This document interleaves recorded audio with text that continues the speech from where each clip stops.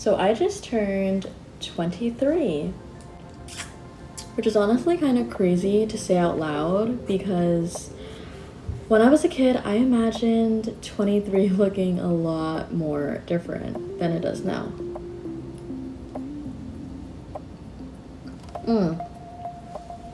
Side note, the lemon sheet cake from Trader Joe's is so freaking good. I'm a chocolate lover. I've always been a chocolate lover through and through, but I decided to switch it up a bit this year and I'm not disappointed. It was really good.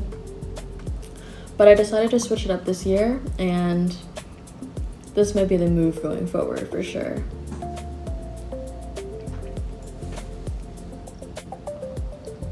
Little Kyria honestly thought that by 23 she would have a house, a career, a husband, and no children just yet, but definitely the first 3.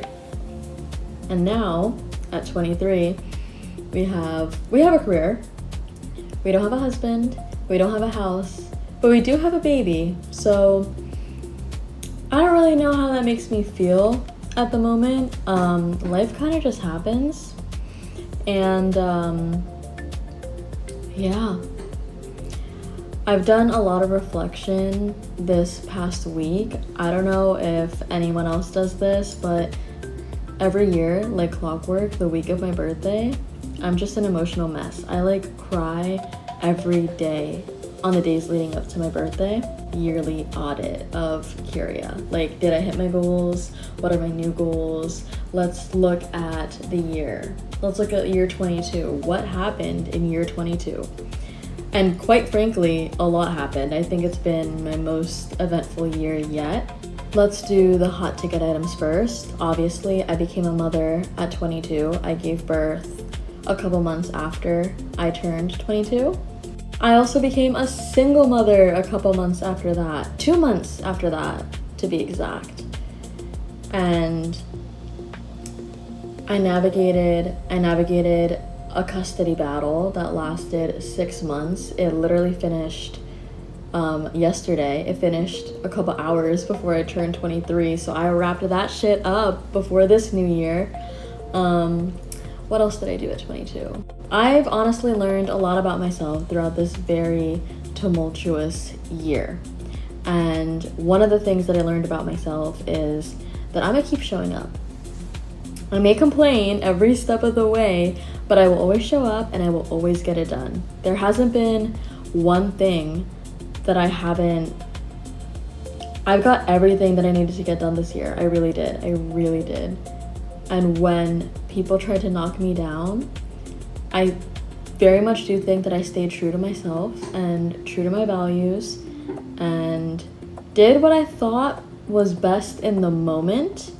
It may not be best overall, but I know that I did what I thought was best in the moment, which I can live with, no regrets. But now for like a whole life audit type thing.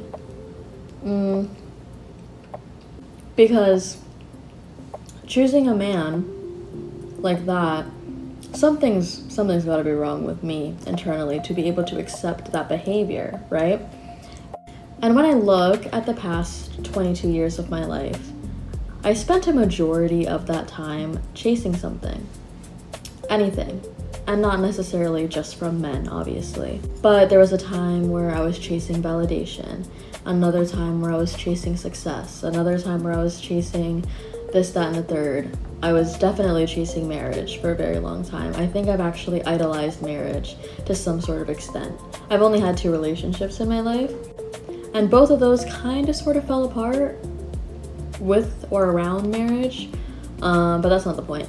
Point is that I've always been chasing something. I've always spent a majority of my life chasing something. And I think this year specifically, or the year chapter 23, I'm gonna take a step back. I'm gonna focus less on chasing something and focus more on becoming. And you may be like, Kyria, what the hell are you talking about? What kind of spiritual ass type bullshit are you preaching right now? And honestly, like, I'm not even trying to be spiritual. I'm really not. But when I say I'm gonna focus on becoming, I mean, like, if I were to introduce myself, right? And I were to introduce myself without my age, my race, the fact that I'm a mother, my career, my education, and where I grew up, and my hobbies, how would I introduce myself? Who am I if you remove the roles in which I show up in everyday life? Who am I? I don't think I'm that far off from figuring that out. Because if you were to ask me that question right now, I would just say, I'm someone who shows up when I need to. I'm someone who tries to be kind regardless of whether or not it's reciprocated. I'm someone who is too stubborn for her own good, etc., etc., etc. But I want to go deeper into that. I want to find out more of what makes me me. They say that the subconscious is 95% of your brain and your conscious is 5%, and that there are programs that are automatically running in the background, and those programs are what make you you, because they constantly are doing this feedback loop, and that's why it's so hard for you to mentally make a change in your life. But I've been doing a lot of reading on neuroplasticity and all those other fun things, and the one thing that stuck with me was your personality shapes your personal reality. And if you change your personality deep enough, your reality will begin to change. And it's not that I don't love my life right now, but could my life be better? Absolutely. Hell to the yeah. So anyways, as I eat this cake, I'm just gonna sit here and I'm just gonna be like, you know what? I realize that I have been chasing things and living my life for other people for too long. And I'm happy that I'm realizing this at 23 and not 33. You know what I mean? But you know, as long as you come to any realization at any given point in time, whatever the case may be. But yeah, that was a little rant. I turned 23, yay. So I'm gonna go shower, go to sleep, and we'll spend the day together in a couple hours. Mwah. Good morning. It is 6 in the morning. I got a good 4 hours of sleep, and let's get ready. It always takes me so long to put my contacts in for some reason.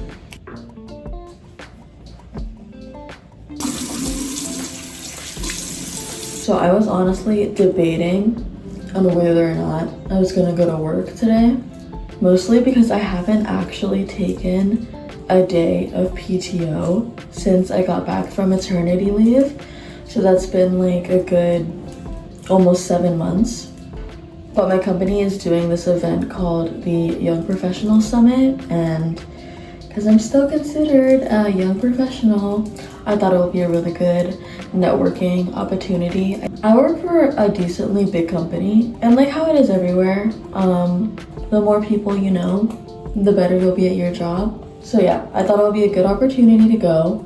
Side note, I don't even know what icing your face does. The only reason I do it is because it wakes me the fuck up. The next few things that I have on the docket today is I do have an errand to run. Still debating on whether or not I'm going to take you guys with me for that. I really want to try to get home early to spend some time with Mila because unfortunately it is her dad's day and he's going to be picking her up at 5:30. So if I don't leave work early, I'm not going to spend time with my daughter on my birthday, which is so fucked up. But anyways, life is life, you know what I mean? I have gone through so many different eye creams. If you guys have any recommendations for a good eye cream, do let me know because your girl is not getting enough sleep. And I know as like the influencer, I'm supposed to be giving you guys recommendations. But I don't know. Nothing has been working for me in the eye bag department. And then tonight I will be going out to a club. Chainsmokers are playing at this club at the Hard Rock, so that is where I will be going. But I'm a mother, so I do have a curfew. So all in all, very packed day. We got a summit in the morning, club at night, doing it all because I'm a young hoe. It's all good. I'll be right back to show you my outfit, and then we gotta get going. Obviously gotta put on makeup too. Alright, so this is the outfit. It's Friday, so it's still technically casual Friday in my book, even if it's for a networking event. I think I look professional. It is now around 6:45, so we gotta get going. Uh-oh. I'm already late. You're a spark in the dark, and the clothes are caught as flame. You should feel how I feel when somebody says your name. And the car's beating down the boulevard. Without a break, and I want you more than any stupid song could ever say.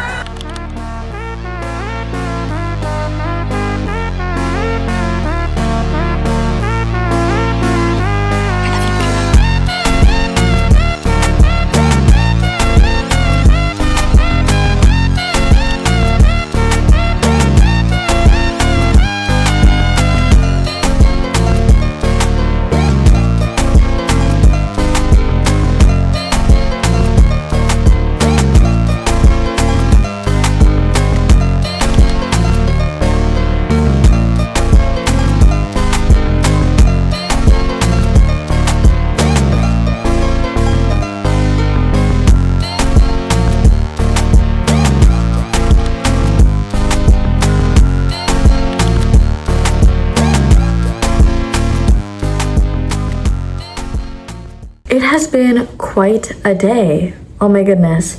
I personally hate networking. I hate it.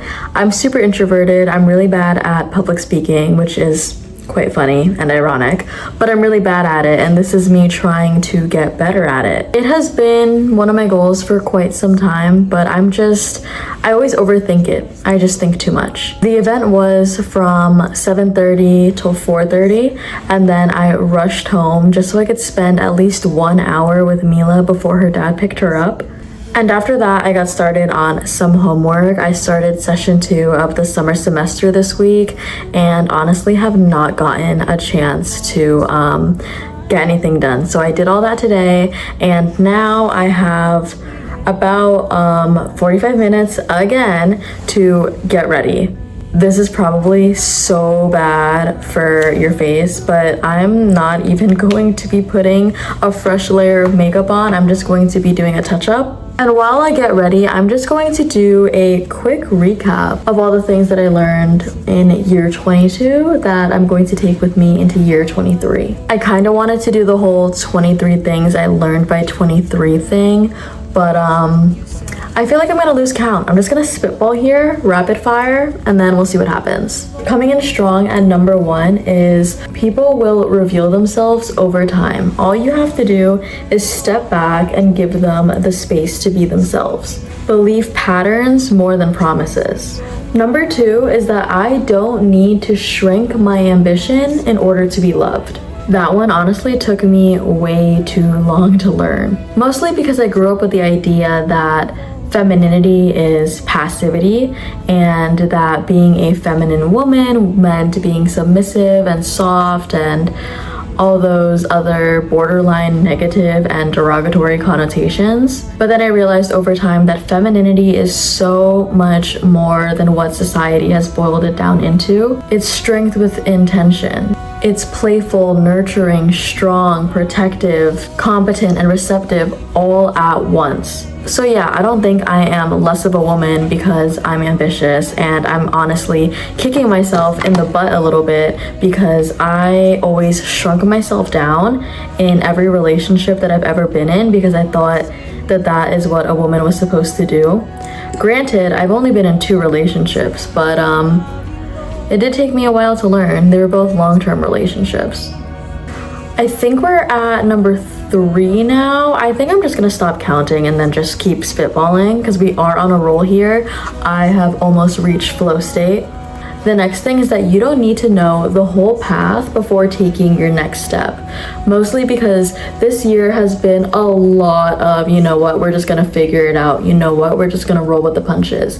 And we're alive. And we're not only alive, but we're starting to thrive. We're starting to get into that shift where instead of me asking these reactive questions of, oh my God, am I gonna be able to afford childcare, to how can I maximize my ROI on my content creation, for example. So one line of questioning is very fear-based, and the other line of questioning is more future-focused and more of a solutioning type of thing. So that shift has happened. I'm not even sure when it happened, but it has definitely happened in like the past month.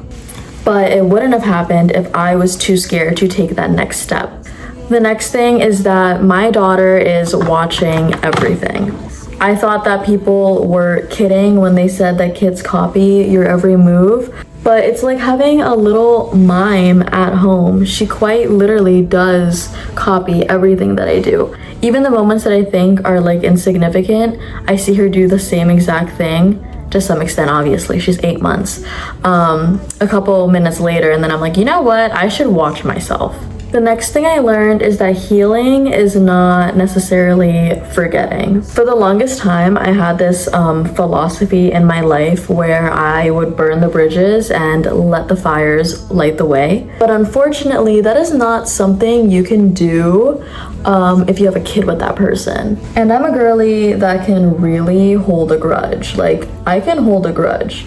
But just because I can doesn't necessarily mean that I should, right? The board says checkmate. You don't need to announce it. And honestly, it's become less about who that person is to me and more about who that person is to my daughter.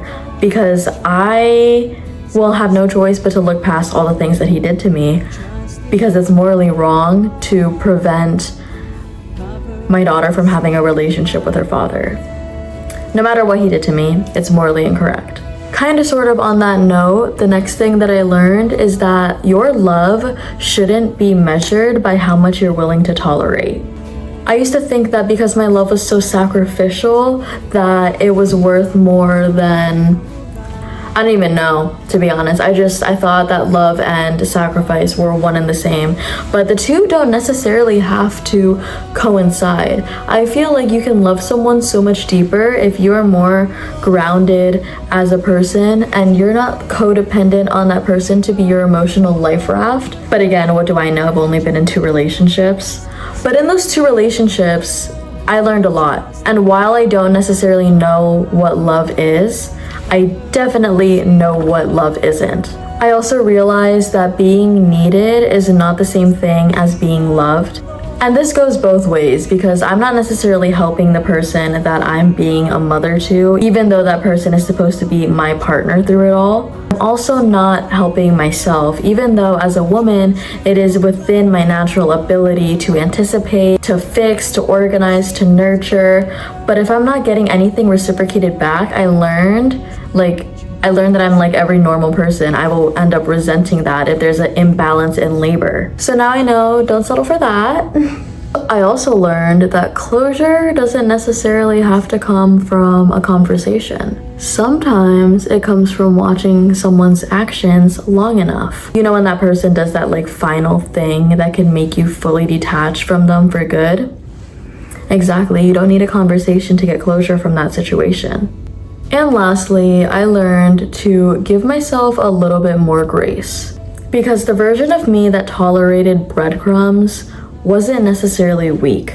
She was just doing the best with the information that she had. And that pretty much sums it all up, because if you're not learning new lessons throughout each year of your life, then really, what are you doing? You know what I mean? What are you doing? But on a lighter note, I'm pretty much ready. I know the lighting just really isn't doing me justice. I do have to invest in like a better light, but I swear my makeup does look pretty good in like the mirror. You know, I'm getting like facial dysmorphia right now because like I look hot as fuck in the mirror, and then here it's like, it's a little blurry, but it's fine, it's fine. I'm gonna go figure out what I'm gonna wear, and then I'll show you guys my outfit, and then we're outside. We are going outside because I am still young, the world is still my oyster, and you know what? No, I lie. One more thing that I've learned. I learned that you can start over at 23 with a baby, a degree in progress, debt, court being behind me by literally a couple hours. Like, we just closed that case out.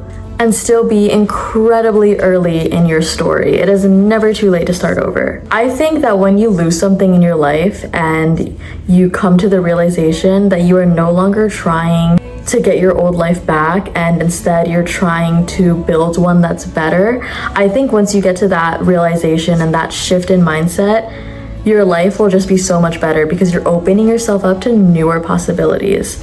And that's what we're gonna do. That's what we're gonna do starting tonight. So let me go choose an outfit. I'll be right back to show you guys. And then we're gonna go have a night of fun, okay? Alrighty, here is the outfit. I am actually obsessed.